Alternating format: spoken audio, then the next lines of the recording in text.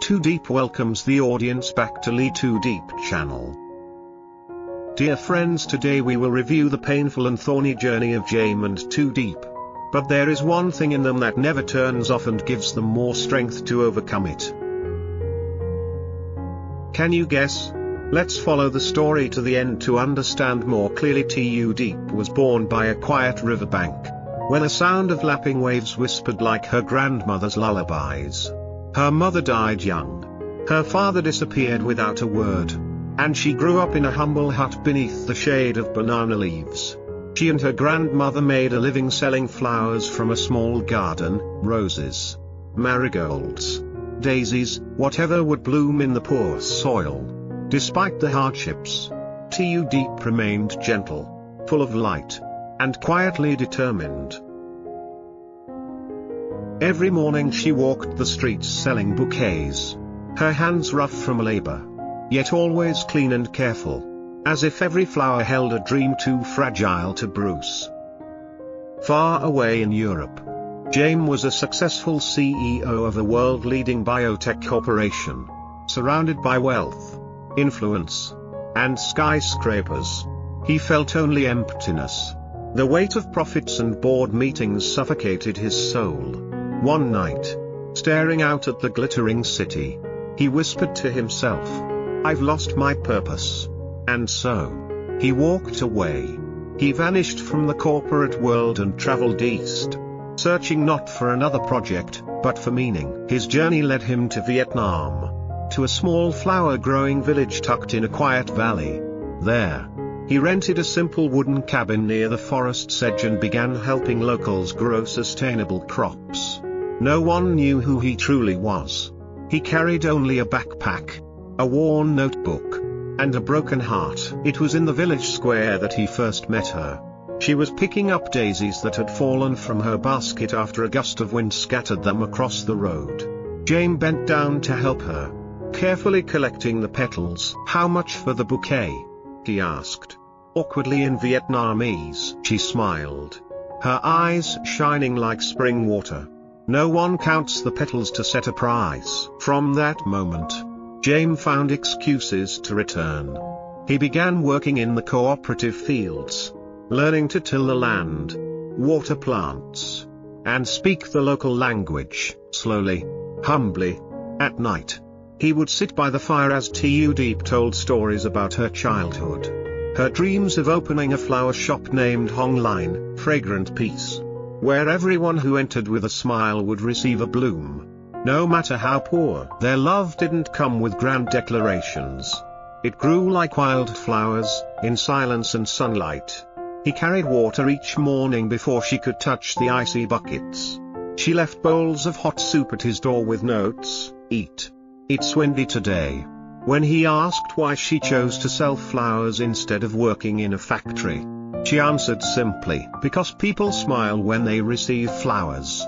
No one hugs a piece of steel, but love invites storms." Jonh, Jame's former business partner, was now his enemy. After Jame left the corporate world, Jonh took over and chose a darker path, using conservation as a cover for illegal logging and drug trafficking across Southeast Asia. When he discovered Jame's new sustainable forestry project, he felt threatened.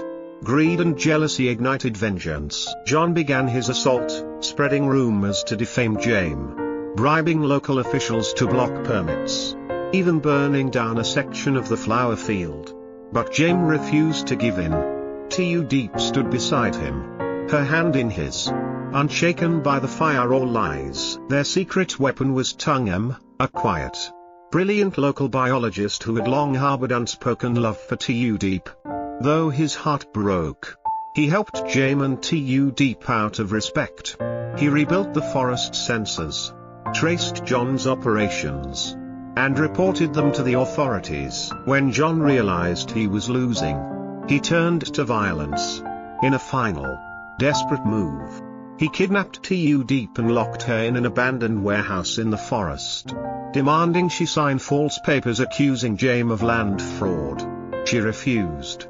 Jonh threatened her life. But Jame arrived, leading a team of locals and police, with Tu beside him. A storm raged as they broke in, A brutal fight followed. Despite his injuries, Jame reached her and held her tightly, shielding her from harm. Jonh was arrested. The entire criminal ring of timber smuggling and drug trade collapsed. They returned to the village as heroes. Though they claimed no title, they simply wanted peace. Their wedding was held in a field of blooming purple flowers. Tu Diep wore a simple white dye embroidered with daisies. Her grandmother wept with joy. Jame knelt and offered her a wooden ring carved from oak from his homeland, whispering in broken Vietnamese, "You are my home." Always, they never left the village. Together, they opened a school for orphaned children, teaching them how to grow flowers and live with dignity. Tu Diep Stream Flower Shop, Hong Line, opened in the town square, giving away one flower each week to someone in need. Their daughter, Linan, grew up among petals and kindness, carrying her mother's eyes and her father's quiet strength. Jonh, now a respected herbal researcher, lived in a small home on the hill, writing books and visiting often.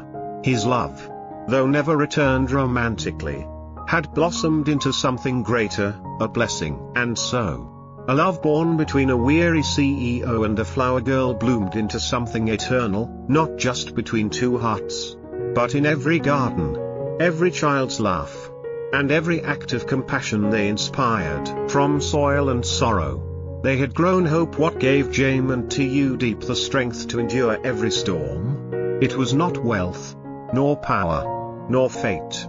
It was the quiet promise they made in silence, that love, once planted with care, could outlast any flood, any fire. Each morning, when they awoke beside one another, they chose again, to trust, to protect, to believe. What carried them forward was not the absence of hardship, but the presence of purpose. Together, they had found a reason to keep building, keep giving, keep loving. It was in Tu Diep's laughter when their daughter chased butterflies. It was in Jame's calloused hands planting new seeds after the fire. It was in every child who smiled when handed a flower. And so, they stood, side by side, heart to heart, not because life was easy, but because love had made them unshakable. From the earth, through the storm, they had become the garden.